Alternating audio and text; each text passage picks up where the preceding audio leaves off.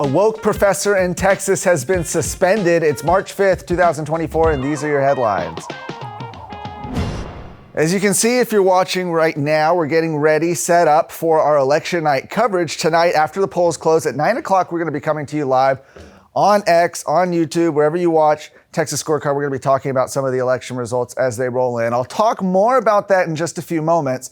But first, our top story today, a professor at Texas Tech University who publicly posted anti-Semitic remarks has been suspended. Jairo Funes Flores is an assistant professor at Texas Tech's College of Education.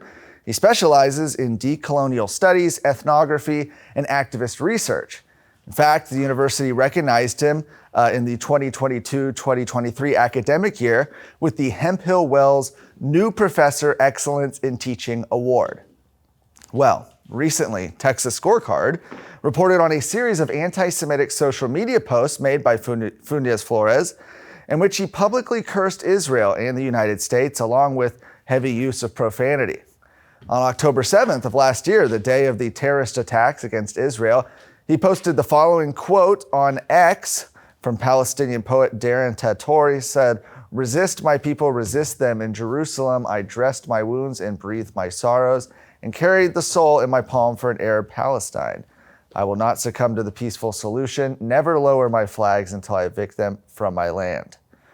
Now, that same day, he also shared a post justifying those same terrorist attacks as self-determination, resisting dehumanization, and justice. Now the university has suspended the professor due to the post, which leadership has characterized as hateful, anti-Semitic, and unacceptable. Yesterday, the university shared a statement on behalf of Texas Tech University President Lawrence Chovanec and Chancellor Ted Mitchell. They said that Assistant Professor Jairo Funes Flores posted a series of social media comments that we find to be hateful, anti-Semitic, and unacceptable. These social media comments are antithetical to our values. We take the First Amendment's application to public universities seriously.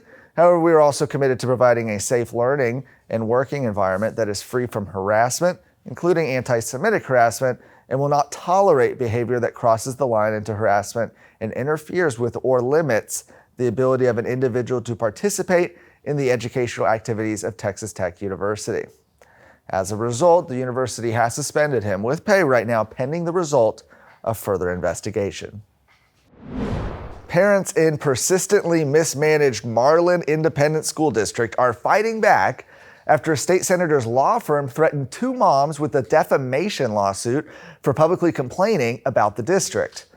Marlin ISD mothers Monica Johnson and Brandolyn Jones filed a federal civil rights lawsuit accusing the district, its superintendent, and the ISD police chief of attempting to intimidate their families into silence and deter others from speaking up.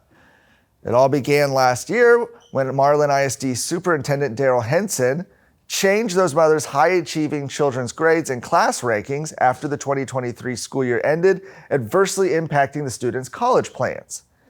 Henson also postponed the district's graduation ceremony at the last minute, saying that only 5 high school seniors were eligible to graduate. Starting in June, Johnson and Jones filed grievances with the district about Henson changing grading and class rank policies retroactively just before graduation. They also publicly complained at parent meetings and on social media.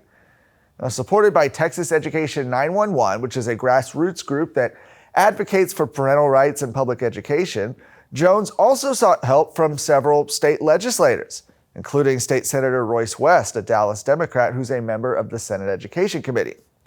Well, 10 days later, West's law firm sent letters to Jones and Johnson on behalf of the district, instructing those moms to immediately cease and desist from publishing any additional defamatory statements against Marlin ISD and Dr. Henson on social media.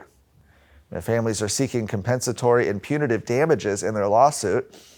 Marlin ISD, by the way, is located just southeast of Waco in Falls County. It has 3 schools serving fewer than 1,000 students. 99% of those students are economically disadvantaged. The district has been governed by a state-appointed board of managers all the way back since 2017 due to multiple consecutive years of unacceptable academic accountability ratings. If you're not watching the Luke Macias Show, then you are not as engaged as everybody else is in Texas who's trying to make a difference, knowing exactly what's going on so that they can take action on the things that really matter. Guys, watch us on the Roku app for Texas Scorecard. Watch us on YouTube. Listen to us on Apple Podcasts, Spotify. Get engaged, get more informed, so together we can actually make a bigger difference on things that matter for the future of Texas. God bless you.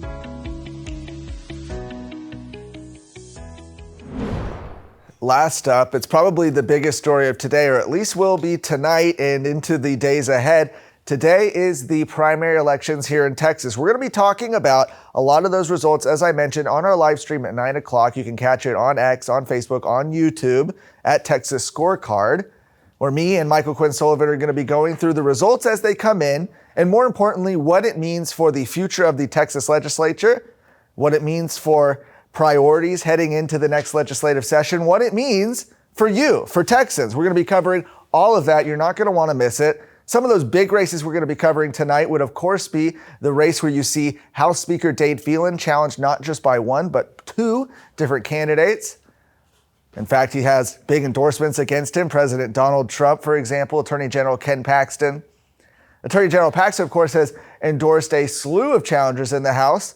Governor Greg Abbott has entered some of those races as well, taking the unusual step of endorsing against some incumbent Republicans.